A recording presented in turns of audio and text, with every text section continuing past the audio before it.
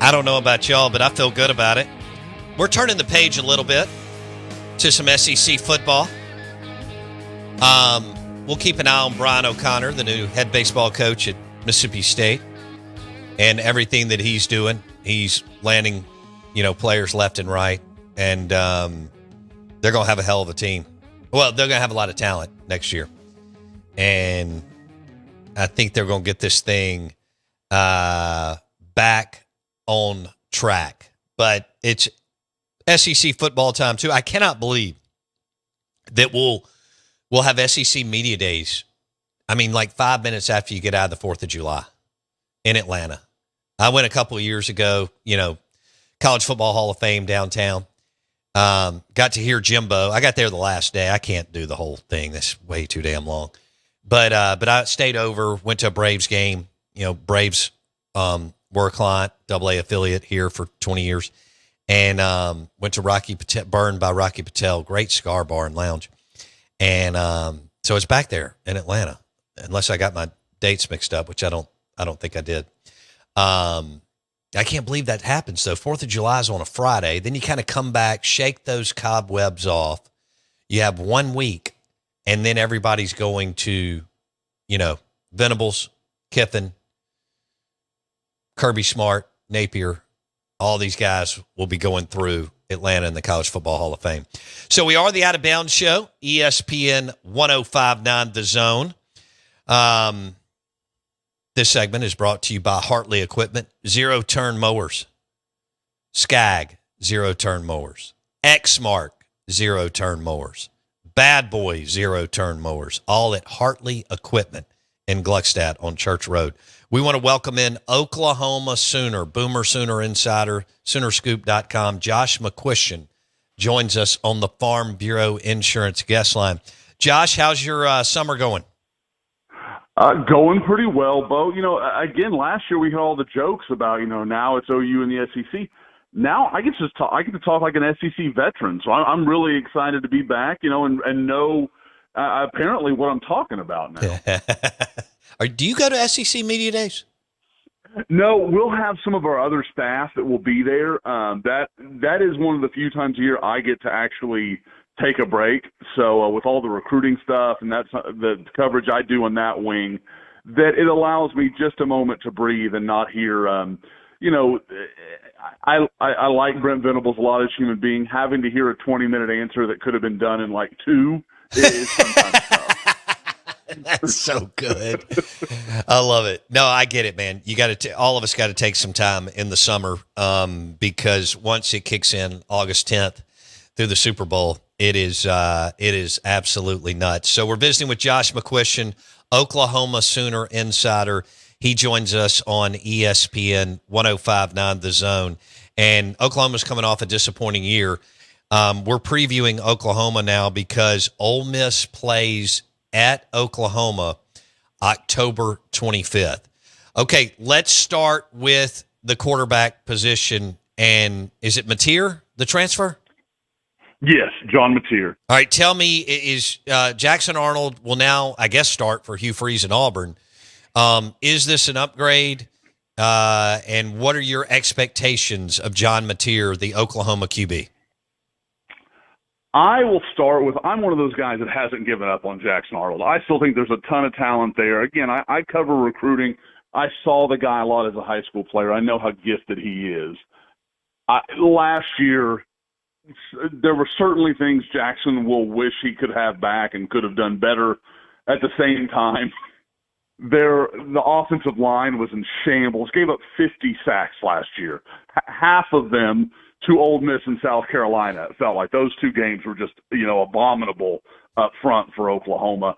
The receiving core was just decimated by injury. So, I mean, there were things that were just well beyond his control. At the same time, when you talk about Oklahoma this year, John Mateer comes in. He continues basically on with his offensive coordinator. Ben Arbuckle was brought in along with him from Washington State.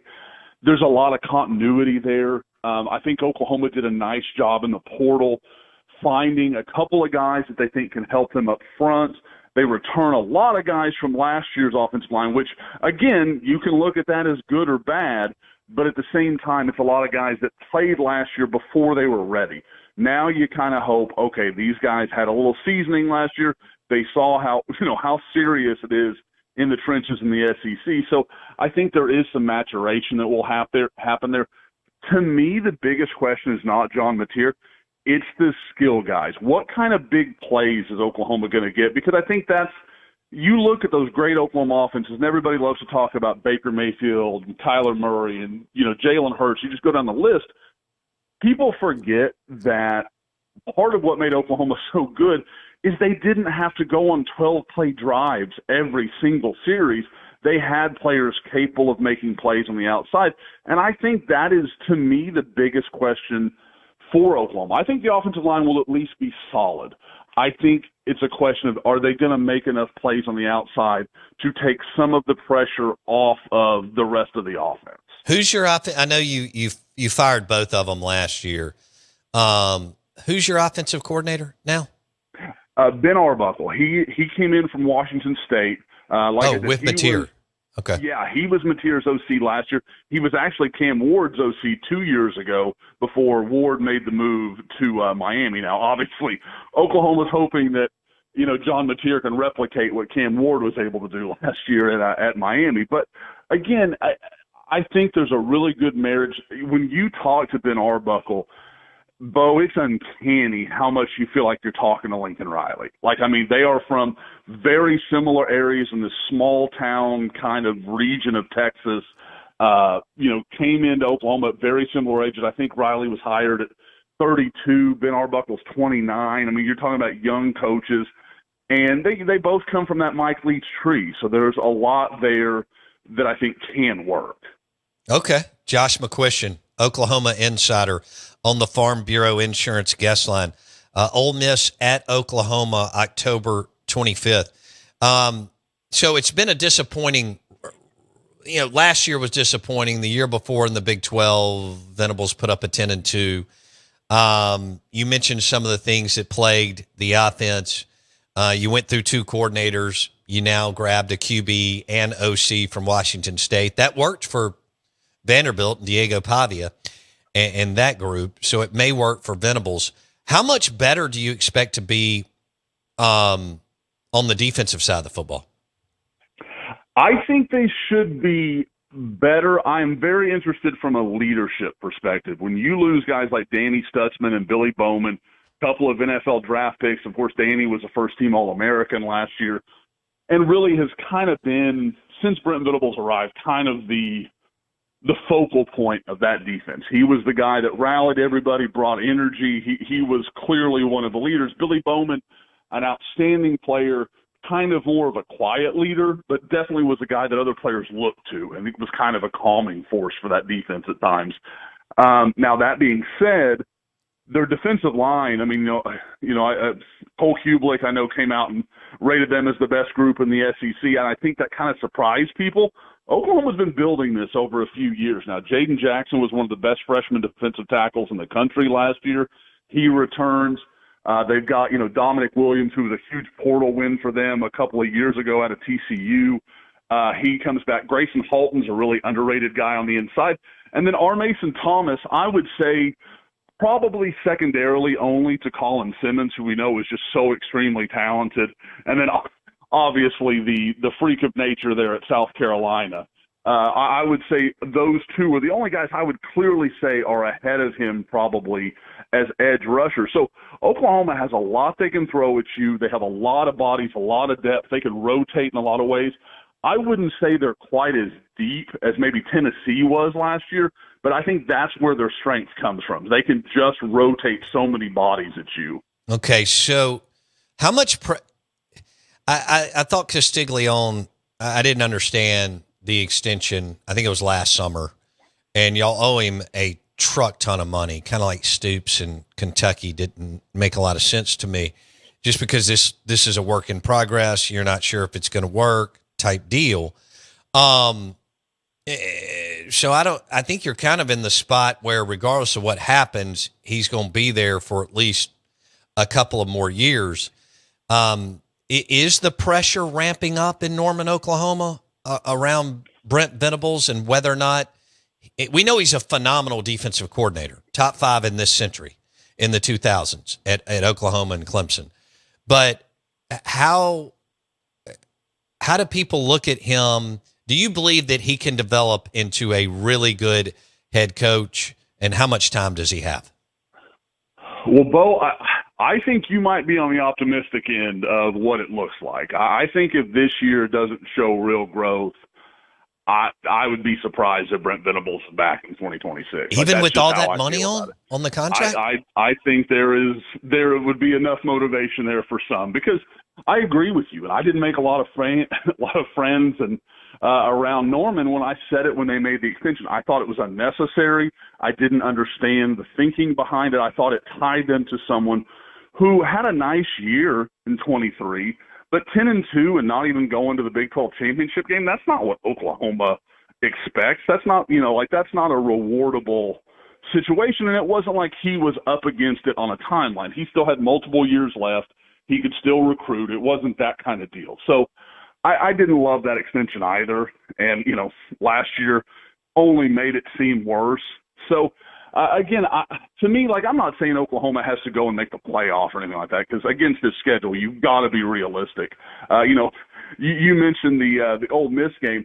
From October 11th to November 15th, Oklahoma runs into Texas, South Carolina, Ole Miss, Tennessee, and at Alabama. That's just an insane run of football. So, you get a couple wins in there. You handle your business outside of that window. I mean, they closed the season with Missouri and LSU at home. Missouri was a game they should have won last year in Columbia. We're up 7 with the ball with 2 minutes left and somehow lost. So, in regulation, didn't even get to overtime. I mean, that's just a massive blunder. And I think that leads into the question you kind of asked about Brent Venables, where the game management, you're absolutely right. He is an elite defensive mind. He's an elite defensive coordinator. He's an elite motivator. He has so many traits you love as a head coach. But there have been times when game management, overall organization, seemed like a problem. And you just kind of wonder, is that going to keep rearing its head? Now, Oklahoma brought in Kevin Wilson, a longtime assistant under Bob Stoops, a guy that's been a head coach at Indiana, has been at Ohio State for years. So this guy's, very good, been around a lot of good people, and has the respect of Brent Venables. So I think he'll help with some of those things. He'll, on game days, kind of managing things, because Brent Venables will be the defensive coordinator. He's going to be doing 2 jobs. So he needs someone he trusts and someone he'll listen to kind of say, hey, okay, we need to look at this. We need to change this within a game. And I think that can kind of tether Brent, because I think at times he gets so focused on the defense, it can limit his ability to see things that are happening kind of on the broader scale within the game. Okay. Josh McCuisition, Soonerscoop.com. Oklahoma Sooner insider, joins us on the Out of Bounds show and the Farm Bureau Insurance guest line. Again, Ole Miss at Oklahoma, October 25th. They also play Michigan at home, and they've got Mississippi State has a brutal schedule. There's a couple other teams, Florida, and Oklahoma is one too. This is a tough run. One thing, Oklahoma plays at South Carolina before they play Ole Miss, and Ole Miss plays at Georgia. So, here we go. Kiffin and Golding, much better staff, much more accomplished. But now they lost a lot, so we'll see. It's a winnable ball game for Oklahoma, but they'll have to play well. And I'm like Josh, I'm not convinced Venables is head coaching material, and that's okay. You can be a great defensive coordinator and be awesome and make a ton of money, but Castiglione the extension and the guaranteed money at that time. I mean, you weren't battling anybody for him. This was a summer thing. It made no sense, Josh. Well, I don't understand why the administration thought they had to do that. Well, and you're right, Bo. And I think that is so interesting, because when you look at it, it's not just, the okay, there wasn't a lot of people obviously clamoring to hire Brent Venables at that point. He had the 6-7 first year, which you could explain some of it, although I still think, I'm shocked how forgiving OU fans have been of that year when, it's like, oh, it was all just terrible. And, all they had was Dylan Gabriel and, they had more NFL players than just about any team they played. And somehow it was okay that they were 6-7. I'm like, I don't understand that from a fan base that has always been so demanding. But, that's fine. Like, again, and that's part of the appeal of Brent Venables is people believe in him. Like, they want to believe in him. After the way Riley left, Brent Venables came in, and I think OU fans just love him. And I get it. Like, he is a incredibly engaging person. He's, he does all these things to better the university, to better the program. Like, there's things to like. But the other thing about that is he's also incredibly loyal. And, that's why he stayed at Oklahoma as long as he did. That's why he stayed at Clemson when there were multiple job offers for him through the years as a defensive coordinator. And so the idea that even if he was looking around, the idea that he was really going to go somewhere just didn't add up. Like, it was just one of those things like, I don't know why any of this is necessary. And now, again, if this season doesn't go well, it's going to cost Oklahoma. Yeah, okay, so you believe – I'm looking here. You could go 7-5, and that may be enough to extend his career. But you could also go 6-6, Josh. And if things don't go well, you could go 5. So, I'm looking here 5 to 7 wins. And that's cleaning up in the non-con with Michigan, which you should, at home, I think you should win. I don't think they've got a good head coach, but you've got a brutal stretch here. So, all right, 6-6.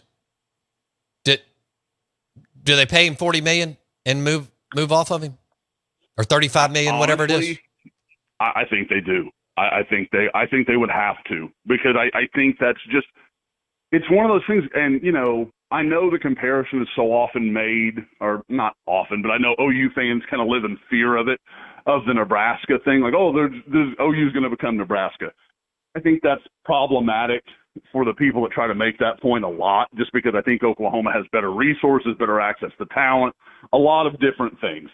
But at the same time, I think there is a point where you can only stay a non-factor for so long and live off the Oklahoma brand, but Oklahoma hasn't truly competed for a national title, and we're closing on a decade here. So, there is, 2017 with that Baker Mayfield team that really pushed Georgia was the last time that OU fielded a team where you could say, maybe that could happen. Right. So, you just can't live like that forever. And Oklahoma's seeing it in recruiting right now. They're landing some recruits, but it's not the guys that we're accustomed to seeing Oklahoma landing, where Oklahoma is a top 10 recruiting class just about every year. You can pretty much set your watch by it.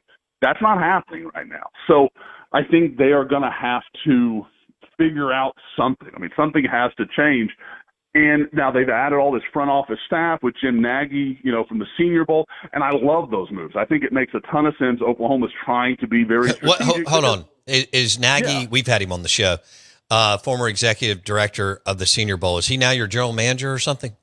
That is correct. He's taken over as Oklahoma's general manager. He was hired in, I believe, late February, early March, and has, hired multiple new staff members. They've got a 7-8 man front office team now. They're running it like an NFL model. Like that is really what they're going forward with. And I think their belief is they want to have a strategy. They want to take some of the things off of the coaches' plate, where coaches, I think they felt like they weren't doing a great job in the portal. And frankly, with the exception of the quarterback position, you could pretty easily argue that is correct, that Oklahoma wasn't getting enough done in the portal and missing out on better players because the coaches just were having to do too much on their own accord and didn't have anybody kind of evaluating these things. And I think that's something Jim Nagy and his staff are going to focus on. But I think there's a plan in place. And honestly, what's amazing to me is OU can get to just 8-4 this year, find a way to steal a win or two that maybe is, a coin flip situation. They can get to 8-4. I think Brent Venables survives. And then I think maybe you really have some momentum going into 26 where they will return a ton. A lot of the guys that I'm talking about right now as quality players have a chance to return. Like Oklahoma could return a lot for 2026, and then maybe you start to build a little momentum. Man, I think you almost have to go 4-0 in September. Mm-hmm. That's a win against Michigan and Auburn at home. Yep. Of course, you're going to beat Kent State. Then you go through your gauntlet. So if you can start 5-0, you pick one off in the gauntlet, 6, Missouri 7. Then you got LSU at home. Yeah. Guess you'd have to pick off Ole Miss or. Yep. Okay, Ole Miss at home, because at Texas Neutral Field, I don't see it, but y'all played out of your minds before and beat them. At South Carolina, maybe, but damn, Lenoris is pretty good. At Tennessee, I don't think so. At Bama, I don't think. Josh, that's going to be tight, man, to get to. I mean, that would be an unbelievable year if he went 8-4 with that schedule. There's no question. I mean, and again, you're talking about Michigan. Like, Michigan is, 2 years removed from a national title, and for Oklahoma to hit that number, they almost have to beat Michigan. Yeah. Like, I mean, and Auburn at home.